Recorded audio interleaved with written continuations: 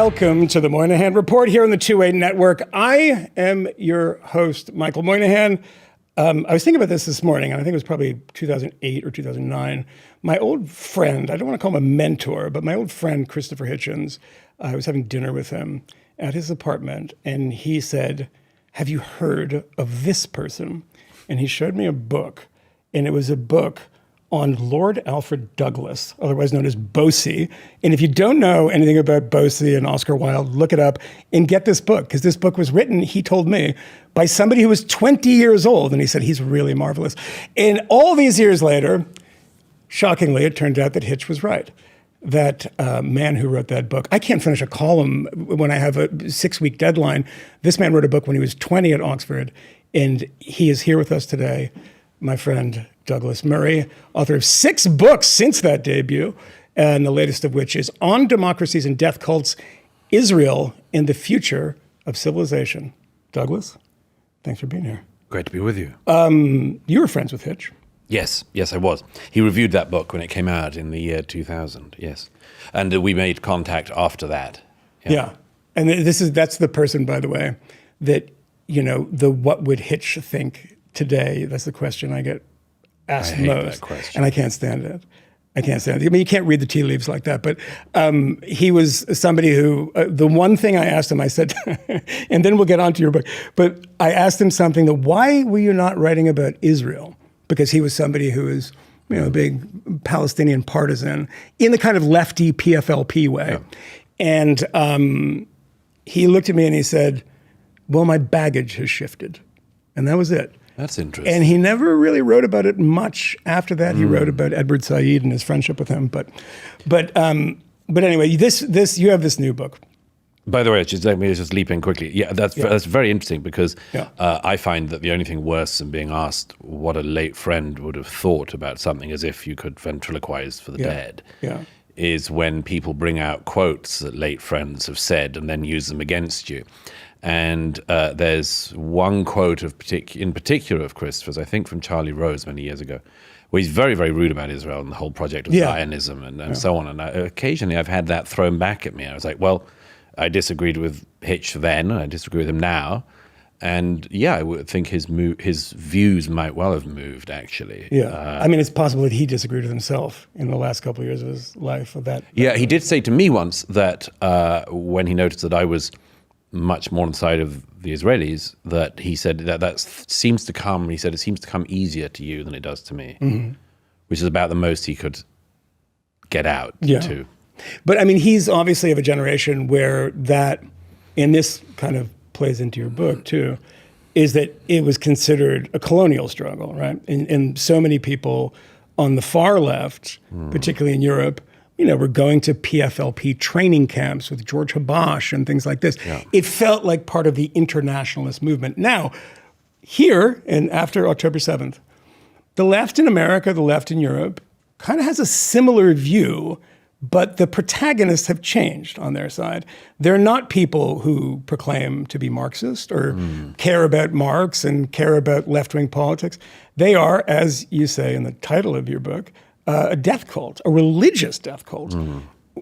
Why has that not changed? I mean, I don't really understand it, but I can put the pieces together of why that worldview meshed with kind of the sort of Palestinian liberationist worldview in the 60s and 70s. But now, isn't it odd that people on the left are so bullish on people that would want to see them destroyed in so many ways? Well, no. I mean, if you recognize that there are people who believe that just any anti-Western movement is to be embraced, whatever their instincts, whatever their behavior. Judith Butler, one of the great idiots of our age, who used to be a lesbian and now says she's non-binary, she said... You'd be a non-binary or lesbian? I don't know. You'd have to ask her, and she wouldn't know. Yeah. But she said, and I think after the 2006 Hezbollah war, she said, I quoted in the book, she said, it's very important to realize that the struggle of Hamas and Hezbollah is our struggle, and we've got to be consistent on this. What has a non-binary lesbian at Berkeley got in common with Hamas and Hezbollah? Absolutely nothing.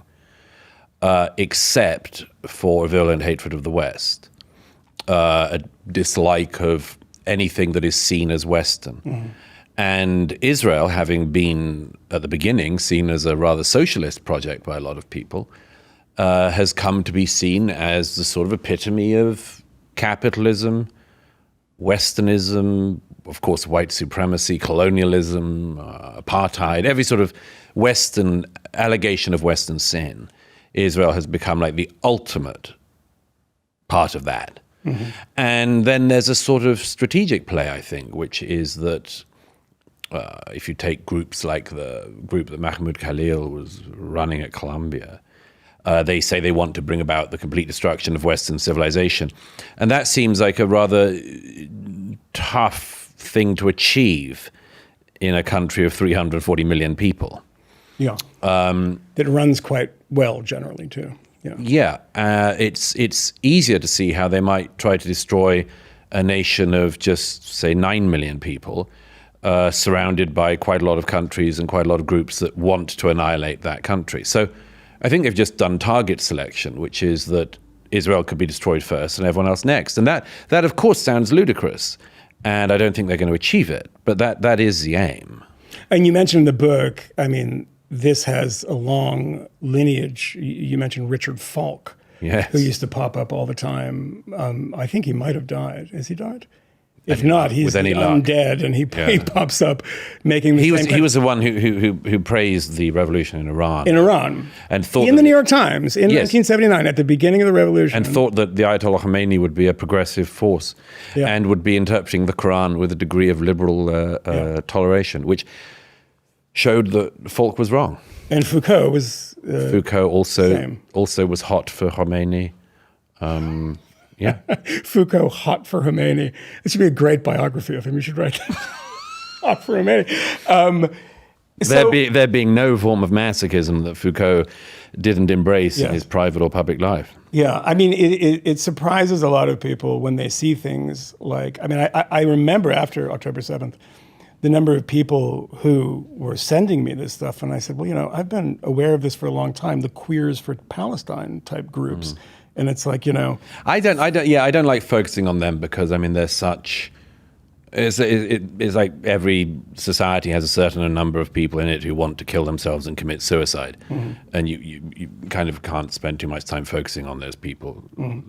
So they're such a deranged minority that it's... well, I mean, I would say they're a deranged minority, but the derangement happened, and I think it's important when people read your book, if they buy it, and I hope that they do, and read it now, is to not suffer from sort of presentism of like, even in this narrow thing, like, well, now we're arguing about death tolls. We've been, 2+ years into it. As you point out in the book, and I went, as did you, the protest that happened on October 8th, a day after the worst massacre of Jews since the Holocaust, was a protest against Israel. In Times Square in New York. And yes, that was as the massacre was still going on. And in London, and other Western cities, there were protests in support of Hamas on the evening of the 7th of October. So it's not like those people wasted any time in showing which side they're on. I think the much more interesting movement, in a way, is the wider movement that is, of course, in a way epitomized on the college campuses, but it's on the streets as well, which is why so many people who are otherwise might be thought of as being, let's say, empathetic, if not intelligent, would end up, like students at Princeton again the other week, shouting, "Glory to our martyrs." See, that's a strange one, because what is "our" in that? We know what martyrs means in that context. That means members of Hamas and Hezbollah who die whilst trying to annihilate the Jews. But why our? Why are they our martyrs? And who are you in that situation? And the answer, to so much as there is one, is these are people who've decided not to recognize the complexity of the conflict, not recognize the reality, the existence of the Jewish state, not to recognize that if you really do want a Palestinian state or another Palestinian state, there might be better ways of doing it, but just decide to say, actually, it's between Hamas and Israel, and I'm on the side of Hamas. And that's what they've decided to do. I think it's a generational regret that they'll hopefully have at some point when they realize what they've become. I mentioned in the book, as you say, I mean, none of this started yesterday.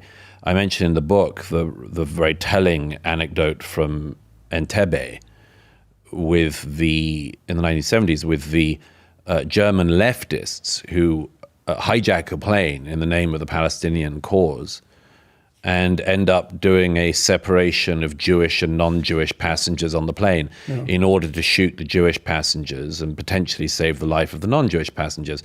This is all done by German leftists who grew up in the 1950s and 60s with one rule in mind, which was don't be Nazis like our parents. Yeah. And even with that one rule, don't be Nazis like our parents, a couple of decades later, these German leftists are doing a separation of Jews and non-Jews. Yeah. So that can happen. This kind of evil and death cult behavior can come from any direction. I mean, it must be a moment that one of the many, many dispiriting moments of being Jewish when you realize on the other side of the Holocaust in Germany, you have the Baader-Meinhof gang buying weapons from far-right neo-Nazis in Berlin.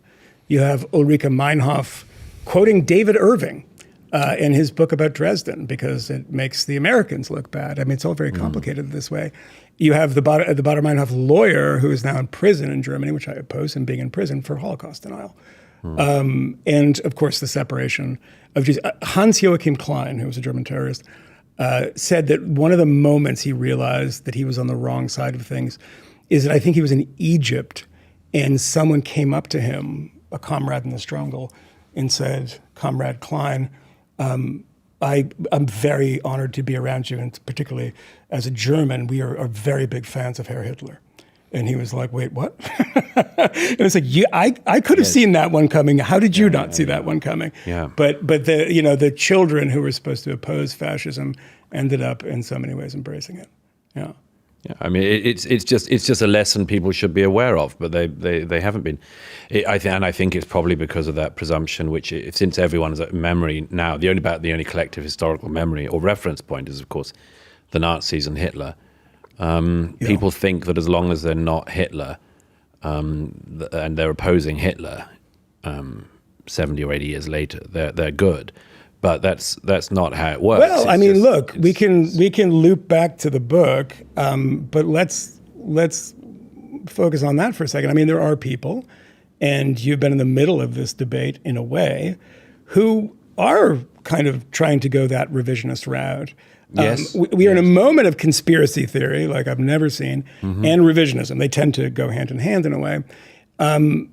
You went on Joe Rogan's show and caused it was a bit of a firestorm. Can I say it? It was a bit of a storm. Well, you can call it whatever you want. Right. And you went on, incidentally, why did you not go on alone? I mean, everyone goes on alone, and you were paired with a comedian named Dave Smith, who is opposed to all of your politics basically in every way. Yes. Joe would only have me on as long as he had his emotional support comedian. Yeah. He made it perfectly. I liked Joe. I've done his show a number of times. We've always had a good and interesting conversation. But for the last 2 years, he's, in my view, not had anyone on who's been able to really shed any light about either the war in Ukraine or the war in the Middle East, and has repeatedly brought on, comedians and others to shoot the shit about things they don't know about. And I was rather surprised at that, because I know that a large number of people who said to Joe, if you want people who know about why the Ukrainians are fighting or why the Israelis are fighting, I can give you guests, I can give you young soldiers and heroes and victims and anything, and he wasn't interested in any of that. And he wouldn't have me on unless he had an anti-Israel person on as well, and that was obviously... Is it the first debate that you know that he's had? I can't think of it. I think it is the first debate he's ever had, and I had said to Joe beforehand, I don't think that's a good idea because it would be a debate, and you're not a professional moderator, as it were. I mean, as you know, if you're going to do a debate, you need a moderator. And the moderator, you learn quite early in debating that the difference between a good moderator and a bad one. And I just thought, well, it's obviously not Joe's job to be a moderator, and that's not what he does, and it's very awkward and so on. But that was it. He wouldn't have me on without an anti-Israel person, and he wasn't moderating either. He was jumping in. Yeah, well, he was on your side. No, he was jumping in on Dave Smith's side, Comic Dave, who has yet to tell a joke. But he made it very clear that was the only condition under which he'd come on. Only 3 or 4 days before I did that show, Dave Smith had been on again for like 3 hours, just alone with Joe, talking, shooting shit about Israel and so on. And those were the terms, and not very pleasant, but those are the conditions. Joe would only have somebody who was supportive of Israel's war struggle and supportive of Ukraine's war struggle if you had a comedian conspiracist. So it reminded me of when I was in college that the university would only have conservative speakers if they were debating somebody, but you would have sort of lefty liberal speakers just giving lectures. I mean, I saw Noam Chomsky on campus, but if there was a similar right-wing person, they would have to have a debate. Yes. They didn't want to have those views out there kind of unfiltered and unchallenged. Well, I imagine in the case of Joe, it was because he wasn't sure if he had the arguments to hand, and wanted somebody who putatively did. But yes, I mean, it was a very weird and I think slightly misrepresented exchange. I mean, it's always going to be difficult to do 2 against 1, which is what it was. But I think, as far as I can see, the thing that was what surprised a lot of people more was what was a totally misrepresented point I was trying to make, which I still hold on to, which is that I think that although everybody has a right to speak, and everybody has a right to hold their own opinions and voice them and so on, in the end there's a price to pay in a society for prioritizing know-nothings or thinking that the world's problems can be best solved by comedians. In that exchange, the bit that was picked up by everybody was when you were talking about the border crossings. Can we play that clip that everyone seemed to hang on this one bit, and I want to get your reaction to it. There was not starvation in Gaza after 2005. No, there was no deficit of goods coming in. I've been plenty of times. There was no deficit? No, there are plenty. No goods were kept out. There are plenty. How many? Have you been to the crossing points? No. When were you last there at all? I've never been. You've never been? Well, am I not allowed to talk about it now? I've never been to. Have you ever been to Nazi Germany? Are you allowed to have feelings about them? You can't time travel, but you can. But you can travel. This was the bit that everybody kind of honed in on, and I think that one of the reasons for it. I think there's 2 reasons for it. One is that there's so many people, particularly in the kind of Rogan world, that don't trust experts anymore. Sure. This is a person who is like deifying expertise, and look what the experts got us. This is COVID stuff, et cetera, et cetera, et cetera. And I think the other thing, which maybe you would agree with me on, is that the response to you on Twitter is like you're this like Evelyn Waugh type person who's mixed with some sort of Bond villain. So the way that you talk, I hadn't seen. It's like the Evelyn Waugh bit. I'm perfectly willing to. Yeah, no, well, I am too. But it was like this. Everyone saying, "Well, have you been?" It was like there's something about the way. It's a Buckley-like thing, and the way that you talk is like Bill Buckley had to contend with. I mean, Sam Tannenhouse has a new biography of Bill Buckley. In every interview I've seen, they say, "Well, why does he talk that way?" That was a part of it too. I saw endless commentary on the way that you spoke and the way that you said how. I imagine. I mean, I don't know, but I mean, like everyone else, I use the voice I have. But what do you say to that? I mean, the response, Dave Smith. I mean, he says something that I've said before. I've never been to Nazi Germany. I can talk about that. It's a fair point. But as you say, that's time travel, but you can actually travel and get on a plane. That seemed to really annoy people. I mean, I don't care. Yeah, I know you don't because, but there are, You wouldn't have a career or a life if you cared about when people were annoyed by you. Yeah, but I mean, there's in reply to both those points. Firstly, I said, I mean, these things, all as you know, these things get cut up these days, and anyone can present anything they like in any way they like. What I said repeatedly was, yes, experts have let us down in recent years in very, very visible ways. And I gave the example of COVID. I gave the example of the lab leak. Mm-hmm. And there are any number of other examples you can give. That still doesn't mean that there is no such thing as expertise or no such thing as more or less informed opinions. Mm-hmm. And I would submit to anyone that if you are going into a surgery for work on your brain, and if you looked up and you saw a comedian about to operate on you, you would worry. Okay, medical expertise, clearly to some extent we still believe in. There are other forms of expertise we just are holding on to. Mm-hmm. And there are other realms of expertise which really do need to build up trust in themselves again. But that does not mean that just because that's the case, that we fall into this nihilistic hole of thinking that the world is a podcast studio in Texas and the world's problems are best litigated by people who haven't traveled at all to places they're talking about.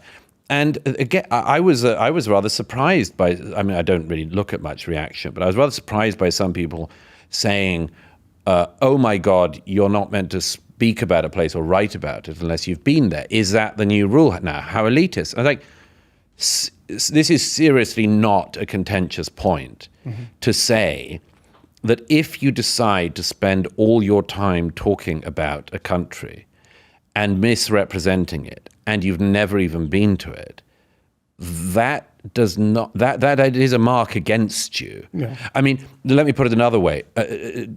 Something like Comic Dave's position is akin to imagine if there was a Chinese journalist in one of the CCP papers who every week, in every day, wrote pieces about America, which pretended that America today is laboring under a situation in which it's absolutely the same as America in, say, the 1790s. Mm-hmm. That slavery still exists, that black people are enslaved by white people, and that is the law, and that's what's going on in America in the 2020s.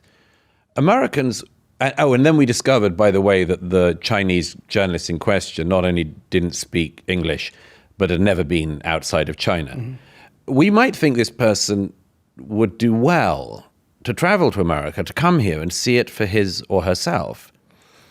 And that person would certainly be a figure of considerable fun, because we'd know that they were just ignorant. They didn't know anything. They'd not been there. They just misrepresented things and formed views from exactly what sources. Well, it's the same with this.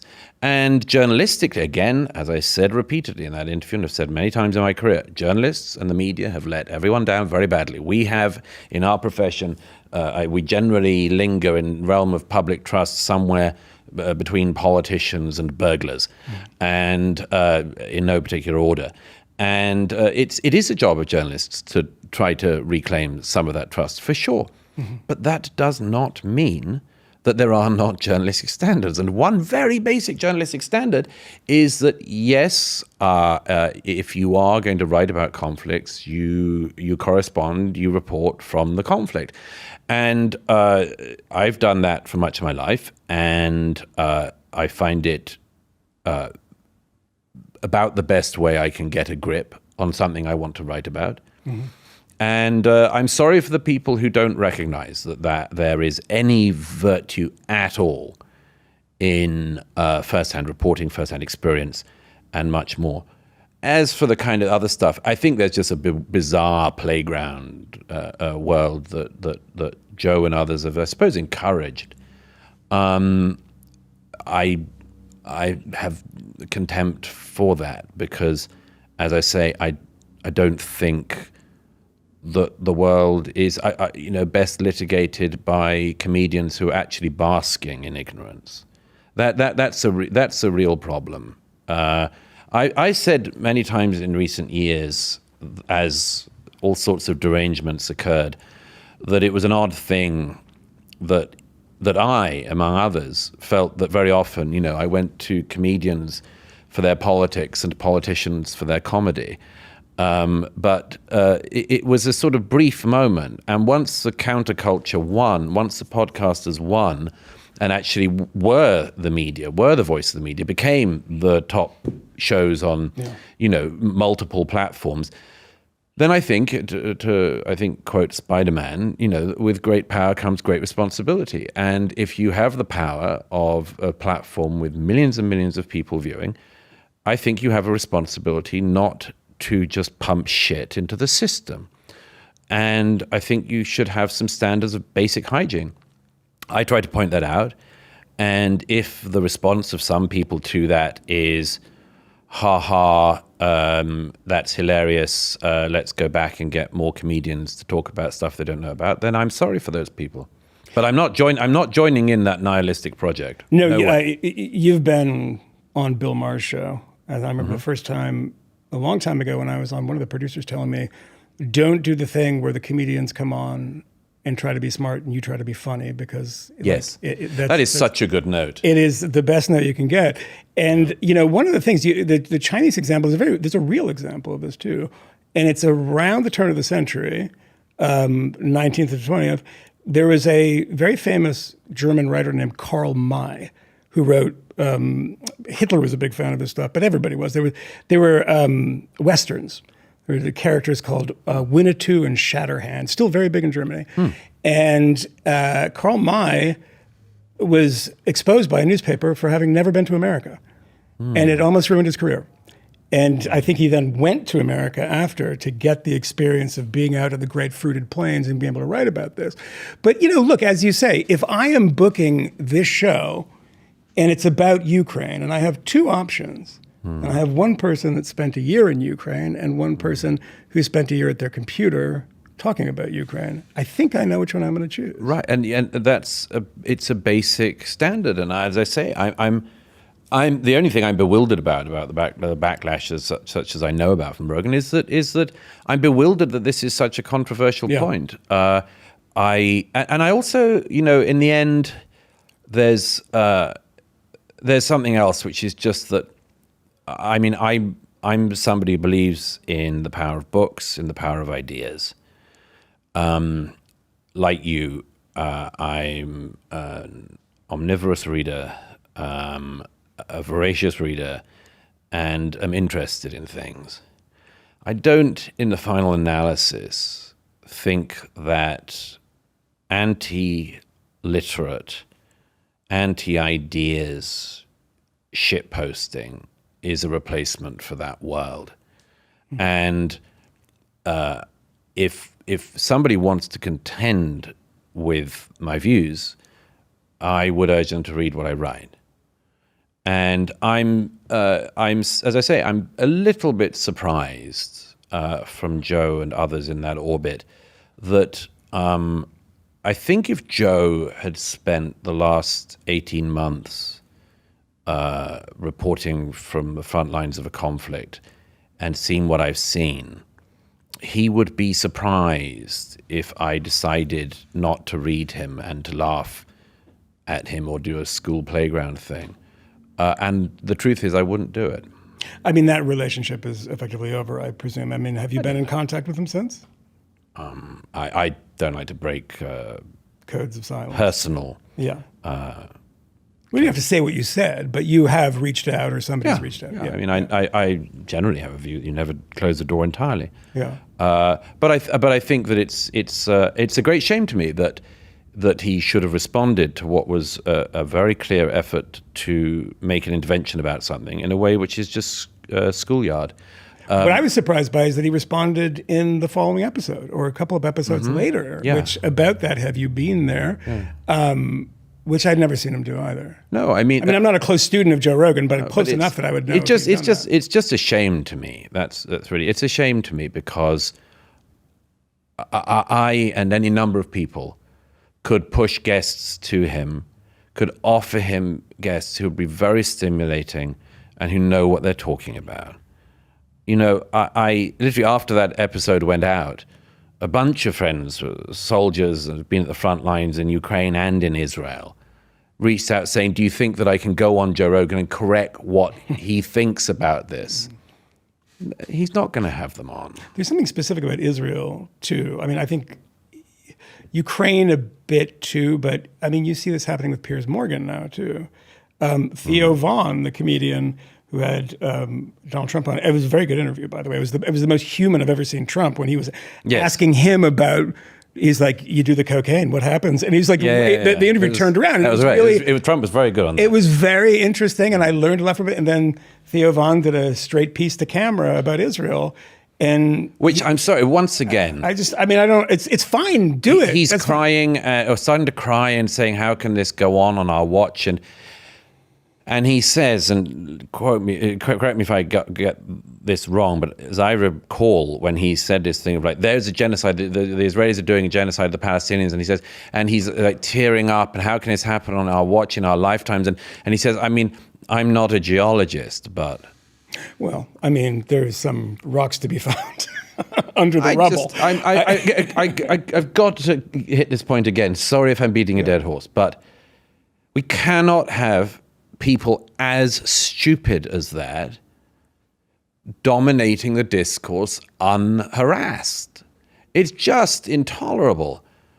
This is how massive lies get pumped out. They get pumped out because very clever people have the ability to manipulate very stupid and easily manipulatable people, and then the lies just boom. And that's what we've seen. We've literally seen it in recent weeks in relation to Israel. We have had, and I'm confident enough about this again because I've seen a lot of this. I've witnessed it. I've spoken to so many people, but we've actually seen claims that are preposterous, and they get pumped out by UN agencies, the BBC, MSNBC, USA Today, and then a bunch of podcasters jump on it, and in order to maximize clicks and therefore profit, will always take it a much further step.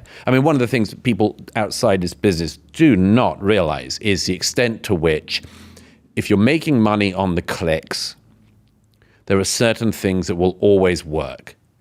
And one of them is ramping it up about the Jews. There are other ones. If you say, if you do something about, I don't know, secret pedophile rings in pizzerias in Washington. Yeah. You can do it as well. But I mean, Elon Musk, I think, had possibly one of the smartest political trolls of all time, saying to Donald Trump, well, that's why the Epstein list has disappeared, because he's on it. That thing. That's happened just before we speak. Yeah, but the brilliance of that is knowing the audience. Knowing the people who were cheering for him when he was in Butler, Pennsylvania. Not all of them, but a lot of people in this universe, in the Twitter universe, the place that he owns and he sees all the time, the Epstein stuff gets the most clicks. And imagine people who say, the files they're not sure. Dan Bongino's lying to us. I've been seeing this. This is absolutely insane. And the Occam's razor here is, the guy actually saw the material and was like, yeah, okay, the guy killed himself. He had a reason to, and he tried to kill himself the week before. But this thing is it's a brilliant move by Musk because it scrambles everybody's brains. Wait, Trump is part of the they're quite scrambled enough. Yeah, I mean, these things happen so fast these days. But I mean, just consider. I mean, very recently that the remaining JFK files were released. That had always been a massive thing. Yeah. Trump says, this is going to be a big one. Yeah, of course. People start live streaming the moment the thousands and thousands of files are released. I noticed, by the way, there were people live streaming, and they had their thing on the side of Twitter, on X, and it was like Mossad involvement in JFK shooting. That That was the most popular. I think it said Israel in 5,000, 50,000 pages once. Right. And they found it pretty quickly. But that live stream works, and whoever it was who had that live stream made a lot of money. Of course. Whereas... Is that the reason it doesn't die? Because you wrote a column for The Spectator fairly recently about the undead JFK conspiracy theories specifically. But, there's a lot of this other stuff too, these Ian Carroll and all these bozos that make things up online and seem to have a pretty big audience for it. Is it just some sort of, well-orchestrated audience where you're capturing the audience? They're not capturing the truth is, so I think a lot of the people, they're just profoundly unserious and they think that this is all a game. Mm-hmm. And I don't think it is all a game. I think, for instance, that this is a form, I'll use the word again, but it's a form of nihilism, certainly of the deepest cynicism. Which is nothing really matters. It's all a game. We'll switch on a dime. We'll say that the country is run by some secret cabal, and then anyone who says maybe not, guys, we'll say is part of the cabal, and we'll pump around really sinister, made-up crap, and we'll be rewarded for it financially. And then, like Piers Morgan, we'll get caught by the click machine and the outrage machine. Yeah. And before you know it, like, what have you become? I'm like, it's not a very, precipitous fall from the editor of the Daily Mirror inventing photos of torture in Iraq to this. I mean, it's one half step down. But there is obviously an enormous financial incentive. The incentives are completely screwed up to get these people on shouting at each other. Like, why do I know the names of so many sort of Holocaust deniers who fight people for a living? Right. No, why do I know Jake Shields' name? Absolutely. And why do if he wants to come on the show, maybe I'll do it. Maybe I'll do for the clicks. I'll debate the Holocaust with somebody who gets punched in the head for a living. Right. And who's obviously suffered quite a lot of punches. No. As you say, why are these people around? It's because of the lack of trust. It's because of the loss of expertise. It's because of all of these things we can chart. But in the end... Which is understandable. Yeah. But in the end, there are a couple of directions you can go in. Mm-hmm. And one is you pursue that cynical, nihilistic project all the way down, and it'll be hell all the way down, and it'll be bottomless. Mm-hmm. Or you try to take a view that although we have had problems and we will always have problems, it does not mean that you do not as a society actually try to pursue truth and have some kind of standards. And no, I just because if Piers Morgan gets a Jake Shields-like person on who will be able to spout, anti-American and anti-Semitic stuff, and that'll do well, does not mean that that's a person you should listen to. I mean, this country that we're sitting in, America has got so many distinguished writers, thinkers, historians.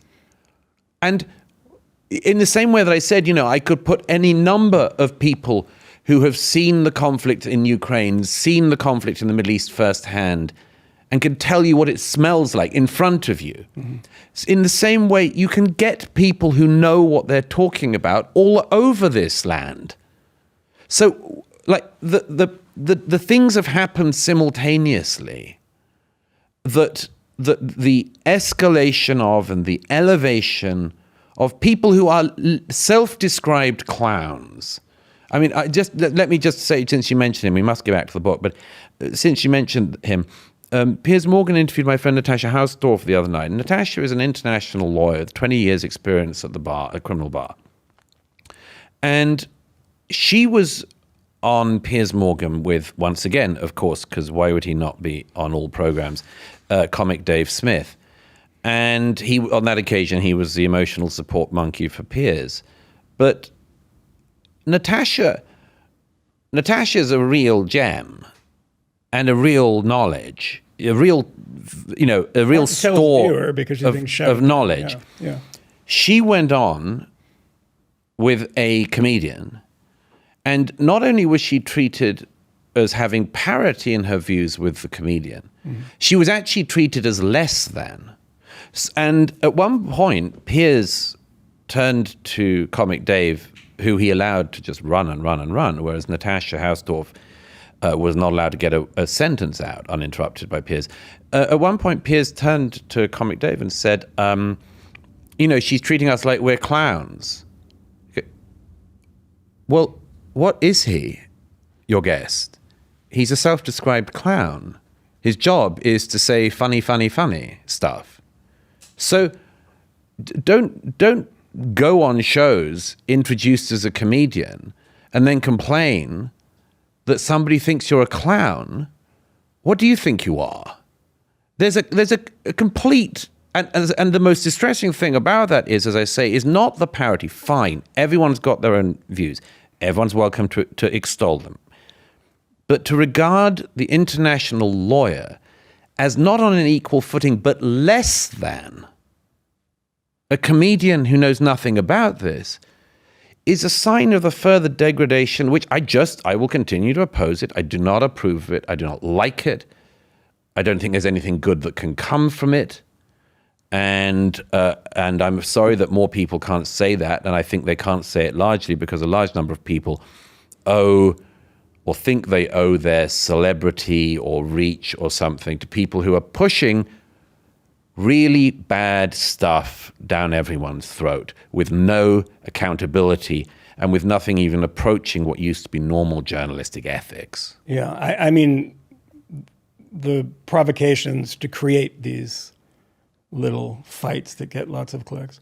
I don't know if this was the idea, but I was on a podcast with my old friend Jonah Goldberg, and I mentioned Comic Dave Smith, but I've forgotten his name. And the interesting thing about it is that I forget everyone's name all the time. I think I have like dementia. And I cannot, probably by this stage. stage. At this point, I mean, with all the drinking and all the other things that I do. And I couldn't remember his name. And apparently, this is what I was told. I didn't watch. Apparently, he did like a 20-minute segment on his show where he played it and was like, "My name is Dave Smith. How hard is that?" It's like, well, it's actually ordinary enough to be very hard, to be honest. But look, I don't. But like that, I didn't listen to it. But it's like I just don't understand what everyone's just looking to have these endless, boring battles all the time. And to your point about going and we can get back to the book about this thing, I had the instinct after October 7th to go to Israel, where I had just been, I don't know, about a year before. And I thought, yeah, there's going to be a lot of people doing this, and I'm not going to do a great job of it because I'm going to be one of those parachute guys. But, at the beginning of the war in Ukraine, I went to Ukraine immediately. And it took some doing and getting across the border. And there was another journalist who was of the Jeffrey Sachs variety that was there and remained in Poland and was writing, actually went to Poland but would not go into Ukraine and was writing all about it and remains somebody who writes all about it. But it was important for me to go and to get as close as I could to these people, to go to bases where there were foreign fighters, where Ukrainians, people who, were lining up to buy Kalashnikovs, to store in the house, which you could do at that point. And it changed my view on things. And I don't think that's a very surprising thing to say. But to the book, you went to Israel. I mean, you spent a lot of the last couple of years of your life in Israel. And we should point out that you're something of a celebrity in Israel now because of it, right? I mean, you were there, long stretches, I should say. Yeah, well, I wanted to do several things. One was I wanted to, because I thought we'd have this period of denial and also celebration of what happened on the 7th. I wanted to get as much detail, color, fact, and much more as I could about what had happened. And I knew I had to see that firsthand and to speak to the victims and to go around the hospitals and the morgues and the family hostage centers and much more, and the prisons, and speak to the people who could tell me what had happened in the round, including the criticisms of what on earth it was that went wrong in Israel that meant that the 7th could even happen. And and I also knew I knew that there'd be a war, obviously, and I wanted to see the war as close up as I could, which also isn't easy in any way, in any sense of the term. And and then also to try to understand what it was that was happening outside the country that meant the world seemed to have turned on this question, on this conflict, and why so much of the world had gone the way it had. Why on the streets of my own country of birth in Great Britain we should have had people calling for jihad on our streets Saturday after Saturday, calling for the Muslim armies to arise, and so on. I mean, and obviously I not surprising though. Not surprised. I mean, remember in 1989 in Bradford and places like I know, but the thing is, Michael, as you know, you can be endlessly surprised in a way. Yeah. Because there are things that you think, well, I suppose that'll happen, or you write that it'll happen, then it happens, and you are surprised in a way. Yeah. It still shocks me deeply to see people say, Muslim fundamentalists walking past, the front of Westminster Abbey calling for jihad.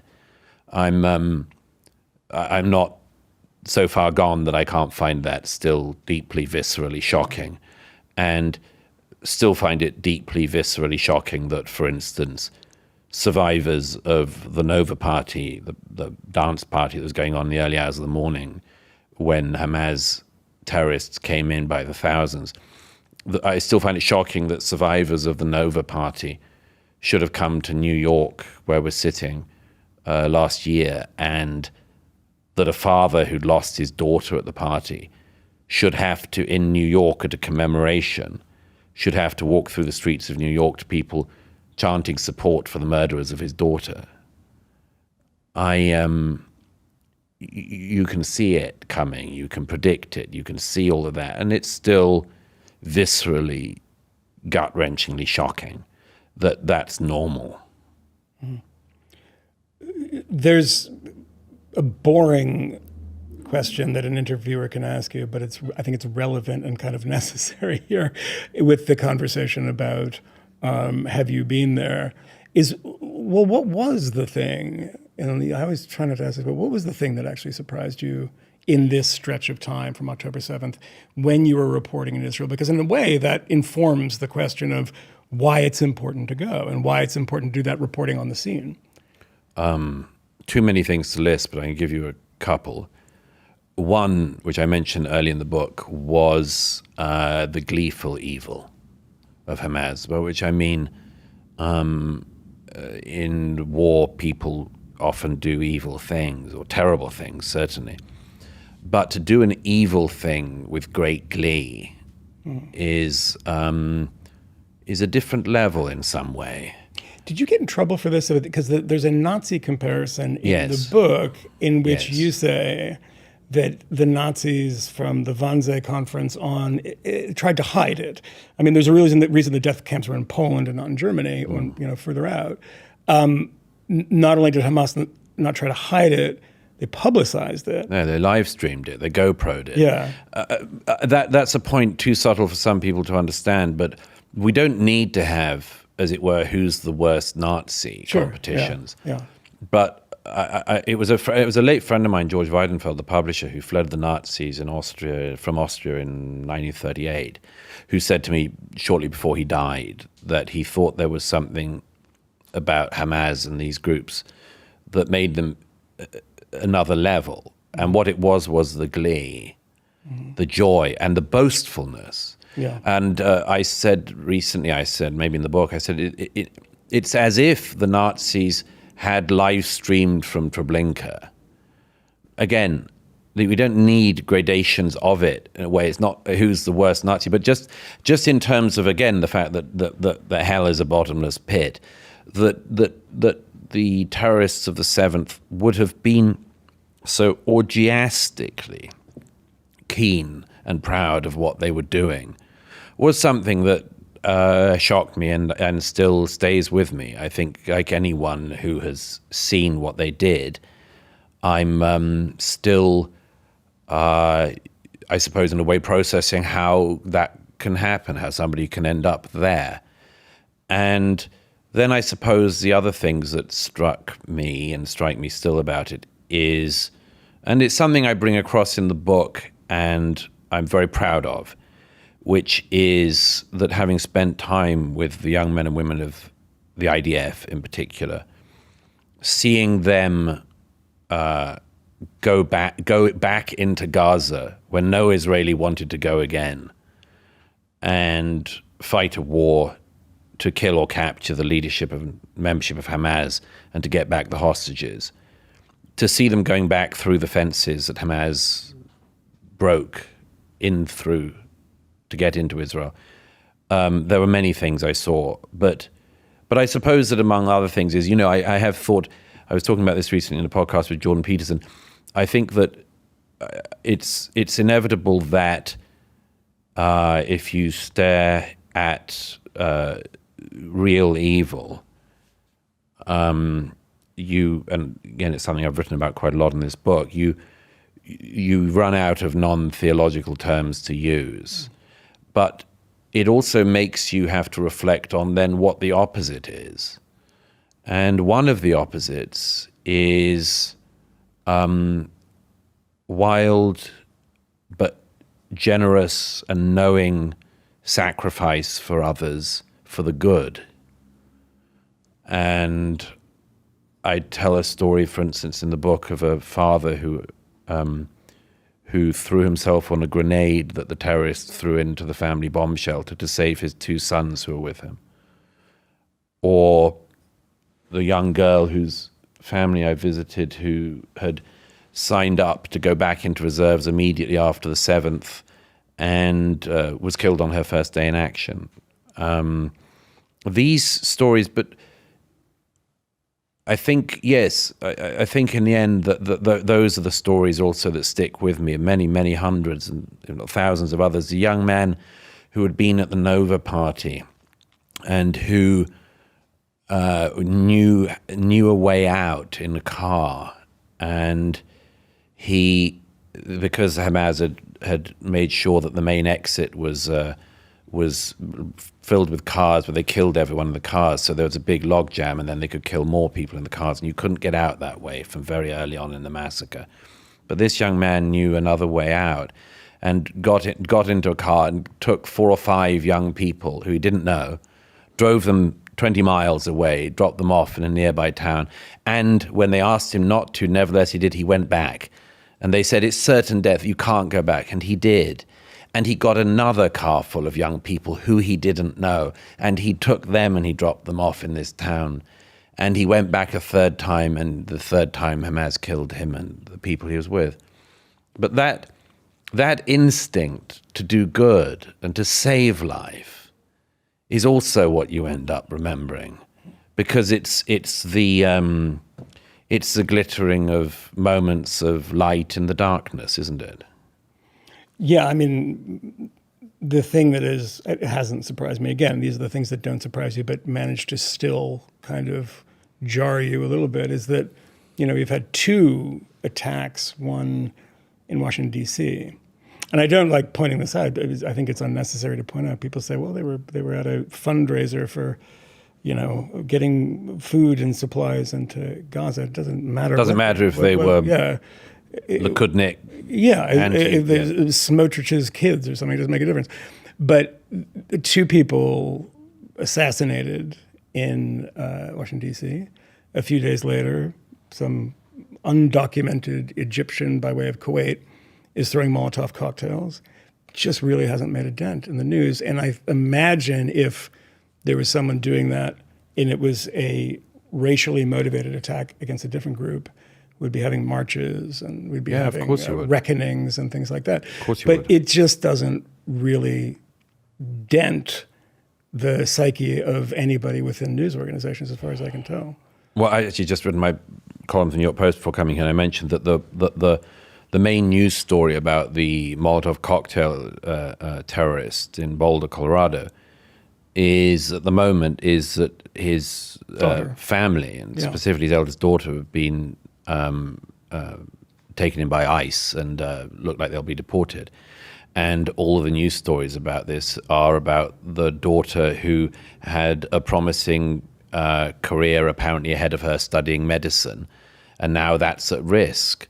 Mm-hmm. And I'm like, we all have reserves of sympathy, obviously, but the obvious one after a terrorist attack is for the victims. And I would worry about the 12 people, including the Holocaust survivor, who were burned on the streets of an American city. Whose names we don't know. Just before I would worry about the sadness that this girl had a future ahead of her. If only her father could have resisted being an illegal immigrant who wanted to burn Jews on the streets of an American city. If only he hadn't have made that misstep, that bright future could still be ahead of her. But I think one of the why is there, that the story? Yeah. Why is the story of Mahmoud Khalil, the great free speech martyr, who inexplicably was living on Columbia student accommodation despite not being a student, despite being 30 years old, and trying to arrange the downfall of Western civilization, as his group put it, and so on. Why is the fact that when he is at risk of deportation, it's all about, his wife's pregnant? It's like, maybe you should have been better behaved and not tried to destroy the society you were in whilst on a green card or on a student visa.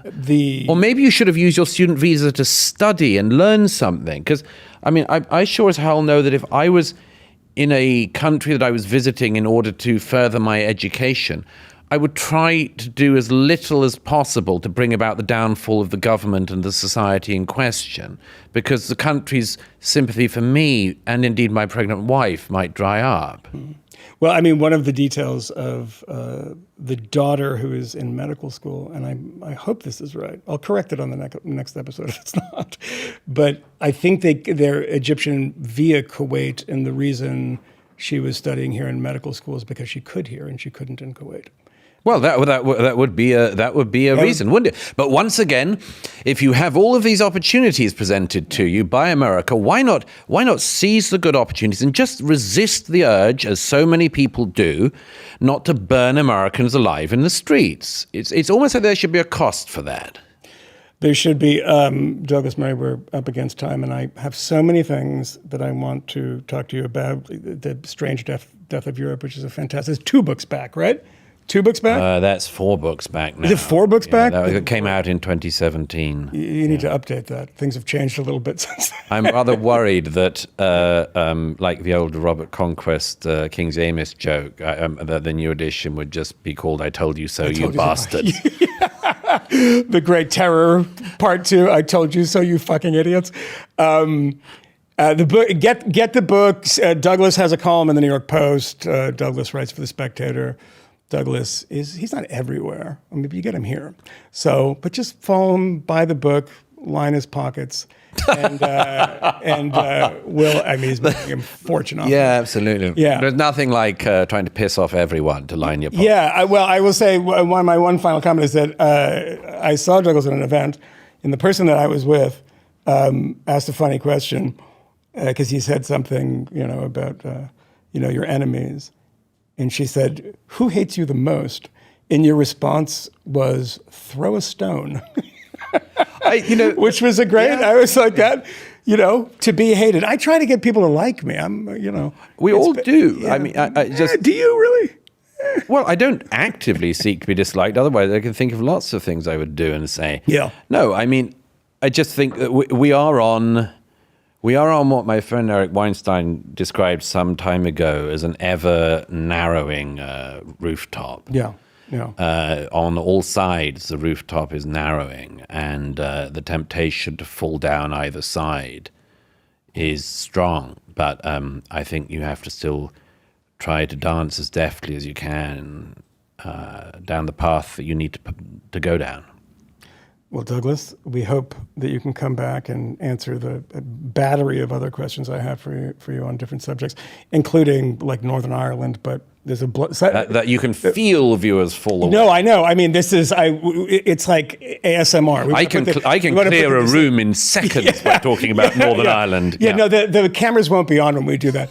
All right, stick around because coming up we've got a new two-way segment in which, look, I got a lot of problems, but I'm going to solve all your problems. Just trust me. So we'll be back with me changing your life and solving your problems. All right, there's something strange that I can't quite figure out about my life. It's kind of a disaster in some ways. But at the fifth column, this is where it started. I would get a lot of email from people saying, like, you seem to know how to handle yourself in life. And rather than just block them, I was curious. And I started answering these emails because I didn't want to tell them that, I'm divorced. My life is a disaster. I have depression. I vape, like what adult vapes.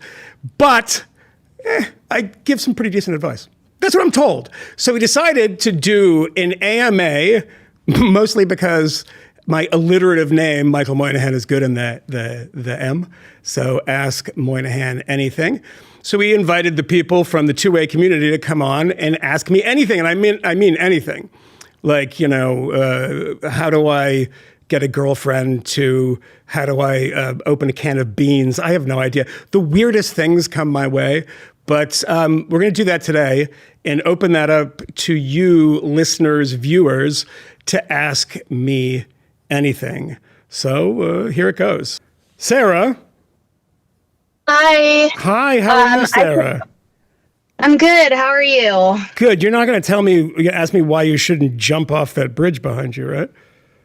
No. Okay, good. Because that'd be a little too heavy. So, I have a random question. Mm-hmm. I consider myself well informed on a lot of issues, but my boyfriend is very into UFOs, UAPs, extraterrestrial. Why do I always get this one? Yeah. I'm not knowledgeable about it, other than Area 51. There was this report that the military might have leaked that intentionally to get the red herring. Yes. Right. I need to look into that, but can you help me get educated on this? You don't need to get educated. Your boyfriend needs to get educated on why everything he believes isn't true. One start to that is actually the thing you point out. Wall Street Journal last week had a story that, and by the way, conspiracy theorists are impossible. You can't actually fight them on this. Because what they say is, well, of course the government says it was them. Of course they're going to say that we created this thing to make everyone crazy. But that story essentially said all the reports from UFOs actually came from the government in order to trick people into thinking there were UFOs rather than what it really was, which was secret weapons programs that they were working on. Do I believe that? It seems plausible to me. I don't know why they would think that was better. But the reason I have the politics that I have is because the government is bad at doing almost everything. So looking for logic in the government's case here is pretty impossible. Okay, so he believes in UFOs. Okay, so let's see. Does he go to like 9/11 truther stuff?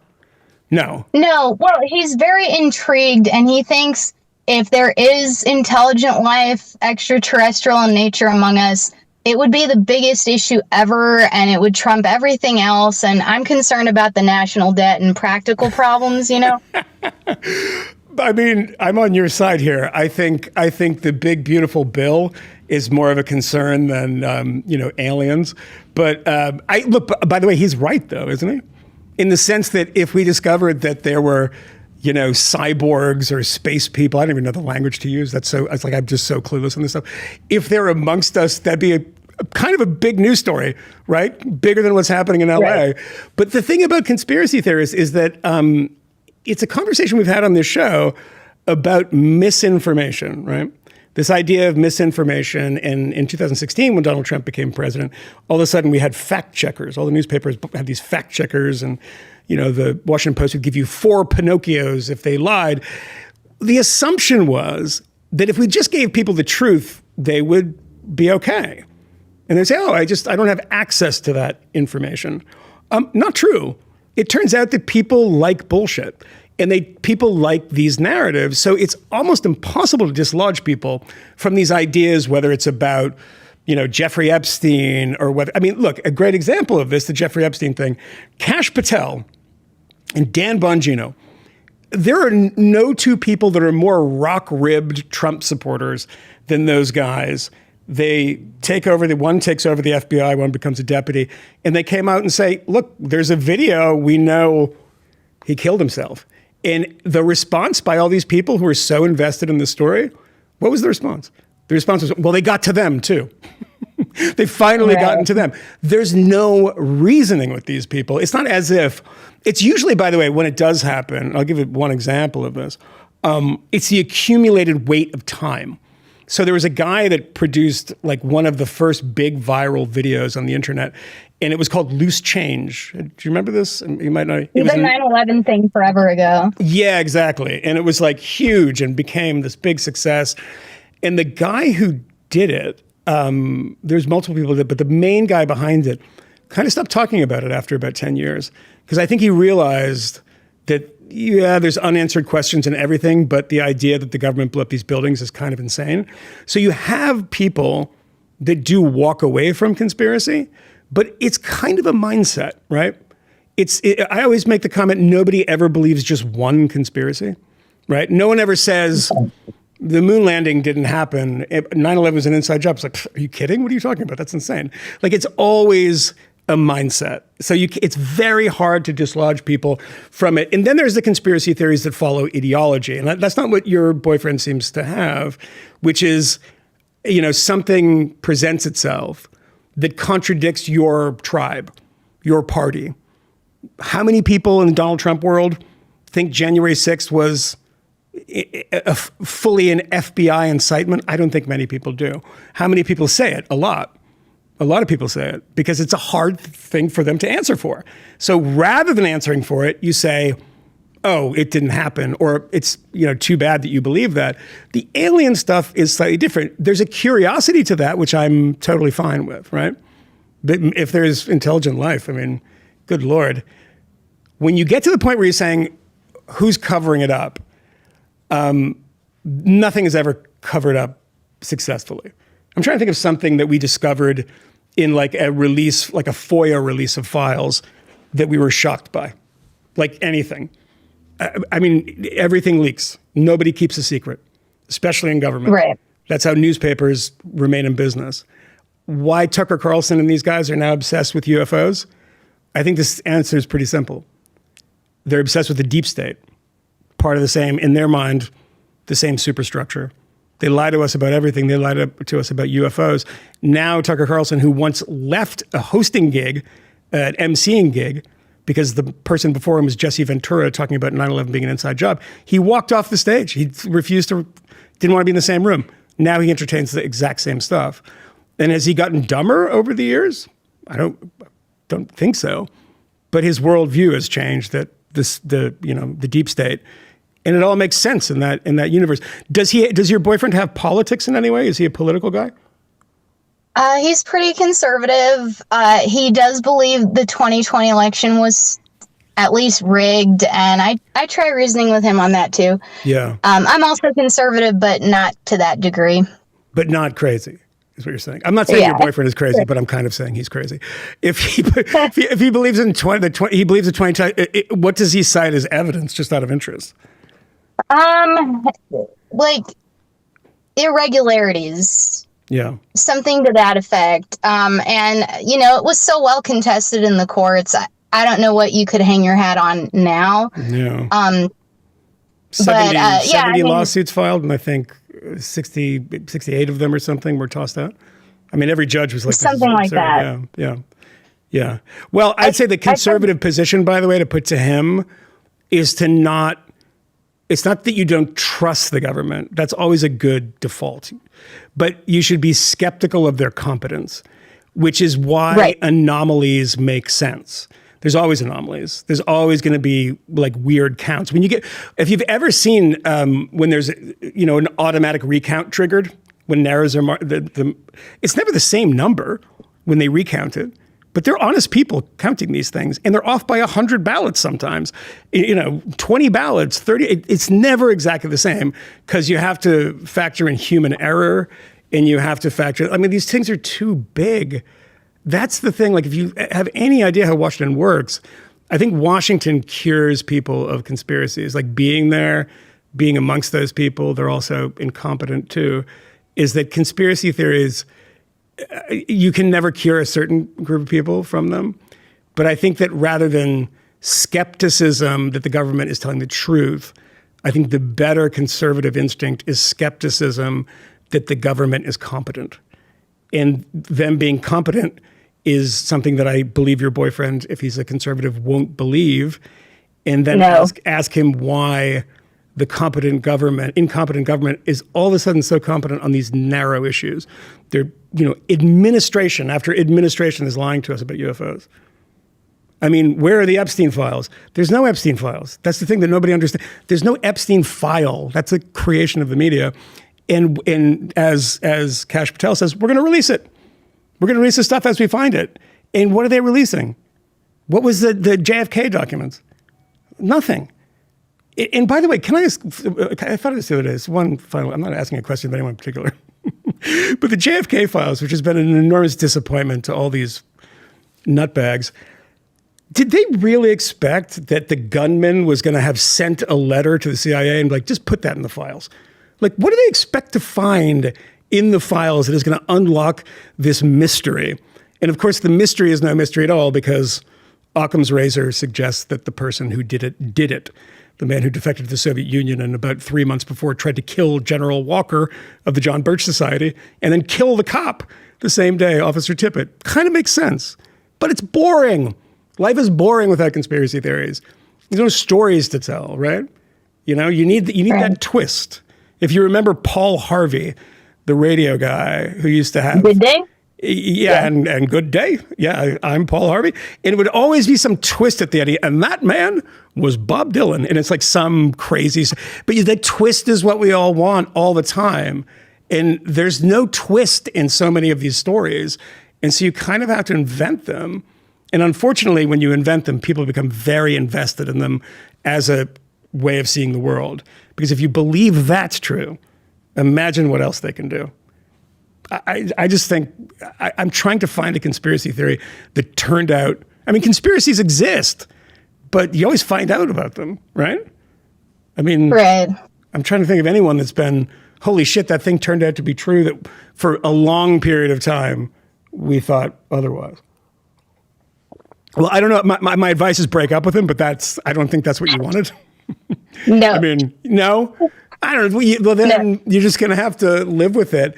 And I would say one final thing is there's a possibility that things can happen. There's a possibility that something will be true. But what is the evidence that it is? To believe in something is one thing. To believe in the possibility of something is another one. And I appreciate the latter one and am skeptical of the former. Because if you believe in the possibility, that is totally fine. It would be silly not to believe in the possibility, particularly of things out there in this universe that we don't understand. But if he has the evidence of this, that's where they always trip up, because you see these people with the, fake images of, aliens and things like that. And this document, and it never turns out to be true. But until act like a judge, until you furnish some evidence, this is a bad position to be in, boyfriend. So I hope that inspired you to get on a dating app, but we'll see what happens. I mean, call in and tell me what happens. All right. Thank you so much. All right. Thank you for joining us. And please make sure you're subscribed to us here on YouTube so you don't miss an episode. Tuesdays and Thursdays at 7 p.m. or whenever you feel like it on YouTube, Spotify, all other podcast platforms. Subscribe, do all that stuff. But we will be back soon with another phenomenal show. See you soon.